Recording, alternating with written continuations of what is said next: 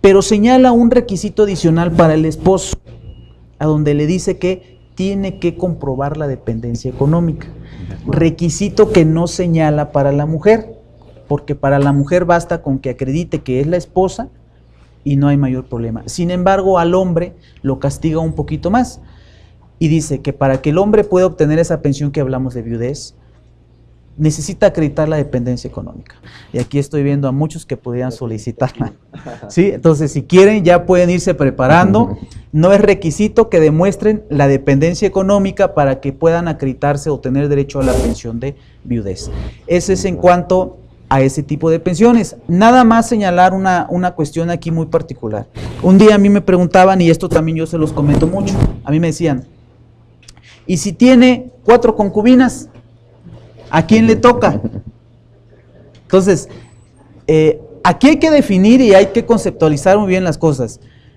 4 concubinas ya no son concubinas, ¿sí? A lo mejor una es concubina y las otras 3 ya tienen otra figura, ¿sí? Claro. La concubina nada más va a aplicar en caso de que no tenga esposa, que vendría siendo la labor de esposa, pero sin el documento civil, que es con quien vive, con quien convive. A lo mejor puede ser en distinto domicilio. Aquí el chiste es que esa vendría siendo la concubina. Si ya hay 2, 3, 4, ya no son concubinas, ya es otra cosa. Entonces, si hay 2, 3 o 4, ojo, a ninguna le toca.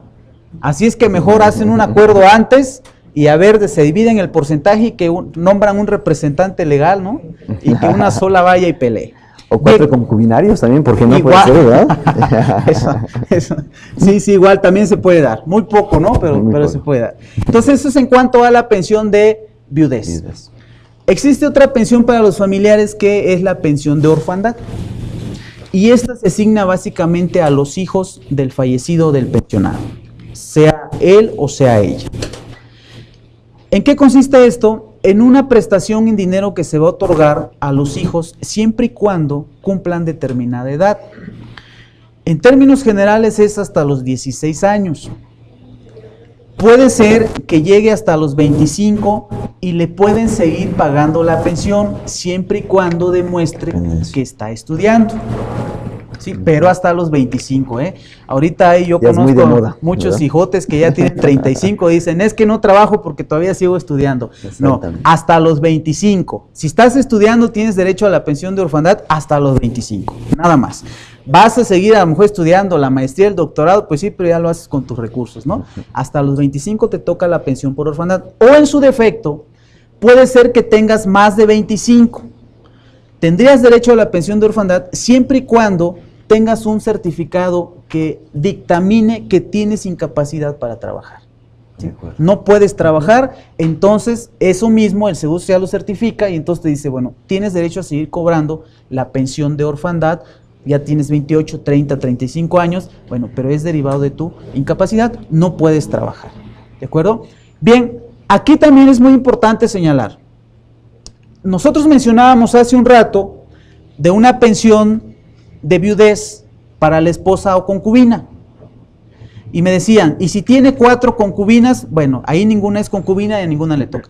Pero ¿qué sucede si con cada una de ellas tiene un hijo? Entonces, ¿esos hijos tienen derecho o no tienen derecho? En términos estrictos, sí tienen derecho. Aquí no importa que sea en el matrimonio o fuera del matrimonio, siempre y cuando haya un reconocimiento de parte del trabajador o de parte del pensionado. Es decir, que exista un documento donde se reconozca que el fallecido dijo que era su hijo, aun y cuando lo haya tenido con otra persona que no es su esposa. Entonces, aquí también incluye a los hijos que tengan, sin importar en qué situación se hayan tenido. Esa es la pensión de orfandad. Y existe una tercera, la pensión de ascendencia.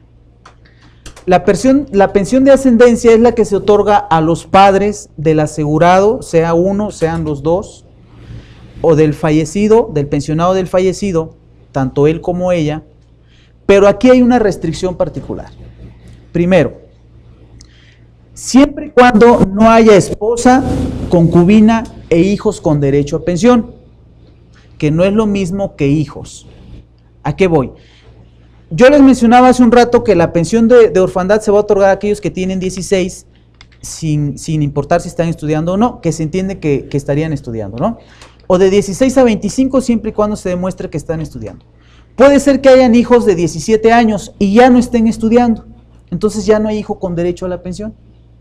Y si tampoco existe esposa o concubina, entonces los padres tienen derecho a cobrar una pensión, que es esta que les estoy comentando y que se conoce como pensión de ascendencia. Esa es una restricción, y la otra restricción es que se demuestre que hay una dependencia económica, es decir, que los padres dependían del fallecido o del pensionado y entonces se les otorga la pensión de ascendencia, siempre y cuando se cumpla el primer requisito de que no hay esposa o concubina ni hijos con derecho a pensión. Entonces, hablamos en términos generales de 7 tipos de pensiones, aunque la más recurrida últimamente viene siendo la de cesantía en edad avanzada y vejez.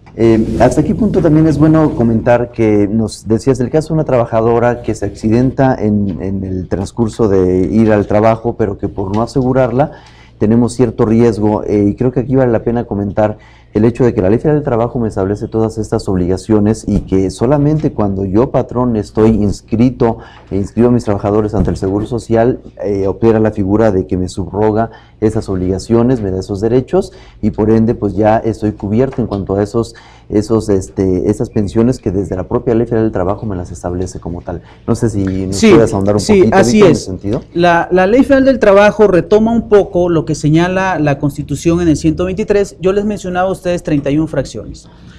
Dentro de esas 31 fracciones menciona que es obligación, deber, responsabilidad del patrón asumir los costos de un accidente de trabajo, inclusive la misma defunción. Y aparte señala en una fracción siguiente que no solamente tiene la obligación de asumir esa responsabilidad, sino de implementar en su compañía todas las medidas necesarias a fin de disminuir en la mayor medida posible esos riesgos o accidentes laborales. Esta expresión es retomada por la Ley Federal del Trabajo. Hay que recordar que la Ley Federal del Trabajo es el reglamento del 123. ¿Sí? Entonces, la retoma la Ley Federal del Trabajo y señala una serie de responsabilidades para el patrón relacionado con accidentes profesionales, accidentes o enfermedades.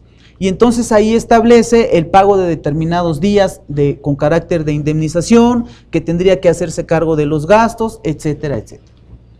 Sin embargo, la Ley del Seguro Social en el artículo 53 dice que aquel patrón que haya afiliado a su trabajador en el seguro de riesgos de trabajo, el Seguro Social se subroga en esas obligaciones. Y aquí dos acotaciones importantes. El 53 me dice, el 53 finalmente está en el capítulo de riesgos de trabajo, la rama de riesgos de trabajo. Entonces me dice, el patrón que haya asegurado a su trabajador en el seguro de riesgo de trabajo. Ojo, no hay que confundirse, no se puede asegurar al trabajador nada más en el seguro de riesgo de trabajo. Lo menciona así, yo lo entiendo porque está ubicado dentro de ese capítulo. La afiliación de un trabajador automáticamente implica las 5 ramas de carácter obligatorio, que son enfermedad, riesgo de trabajo, invalidez y vida, RCB y guarderías. Entonces no se puede afiliar nada más al trabajador en la rama de riesgo de trabajo. Y segundo, me dice que el Seguro Social se subroga, es decir, se pone en lugar del patrón para asumir esa responsabilidad. Entonces, en un momento dado, si el patrón no asegura a su trabajador, el trabajador puede pelear esa indemnización de la que habla la Ley Federal del Trabajo con cargo a los bolsillos del patrón. Y muchas ocasiones este recurso es muy grande. ¿Sí? A mí me ha tocado ver empresas que caen en la desesperación porque no pueden asumir, si un capital constitutivo no lo pueden asumir, menos aún. ¿sí? Claro. Hablamos de un capital constitutivo de $1 millón de pesos, $1,5 millones de pesos, muchísimo menos una cantidad de estas de carácter indemnizatorio. Entonces sí es muy importante también que se proceda a la afiliación a fin de evitar esta sanción económica que se le impone al patrón. Perfecto. Y otra pregunta, Víctor, cuando nos comentabas de esta pensión llamada juvenil, si yo cumplí las semanas de cotización y los demás requisitos que nos comentabas y gozo de esa pensión, cuando yo tenga derecho ahora a una pensión de cesantía en su caso o inclusive de retiro, ¿sería menoscabada esa pensión por todo lo que yo ya gocé, me pagaron a lo largo de esos años entre el inter de la juvenil y la de cesantía o retiro? En términos generales sí. En términos generales sí sería incurrir en esa situación. Aquí siempre